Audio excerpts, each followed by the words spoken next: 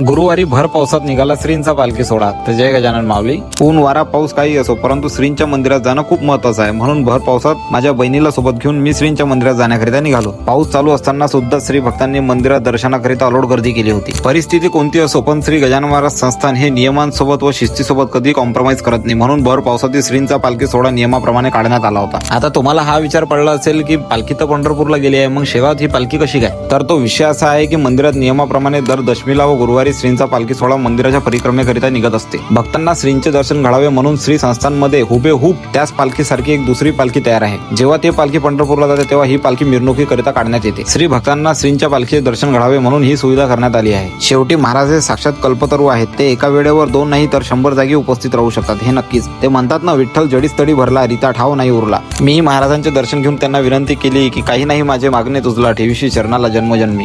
त्यानंतर अकोल्याचे famous reel star व माझे परम मित्र कौशल भाऊ श्रींच्या मंदिरात दर्शनाकरिता आले होते. त्यांना अखंड महाराष्ट्राच्या आराध्य दैवत विठोबा रुक्माईची मूर्ती सप्रेम भेट दिली. 1 लाखाच्या वर फॉलोअर असल्यावरही कौशल भाऊच्या स्वभावाला व साधेपणाला तोड नाही. आज थोडी घाई असल्यामुळे त्यांची भेट घेऊन मी लवकरच बाहेर जाण्याकरिता निघालो. घाई मंदिराच्या बाहेर निघालो तर योगेश भाऊ मला घ्यायला आले होते. जेव्हापासून मी व्हिडिओ टाकायला लागलो तेव्हापासून मला खूप जणांचे मेसेज येतात की माऊली तुम्ही काय करता, तुम्ही मंदिरात असता का? तर असं नाही आहे. तर मी काय ड्युटी करतो आणि कुठे ड्युटी करतो हे तुम्हाला पुढच्या एखाद्या व्हिडिओमध्ये नक्की सांगेन. मी मंदिरात गेलो होतो म्हणून चप्पल घातलेली नव्हती. मग मी माझ्या घरून चप्पल घेतली व ड्युटीवर जाण्याकरिता निघालो. भेटू पुढच्या एका अशाच माहितीपूर्ण व्हिडिओमध्ये. तेव्हापर्यंत सप्रेम. जय गजानन.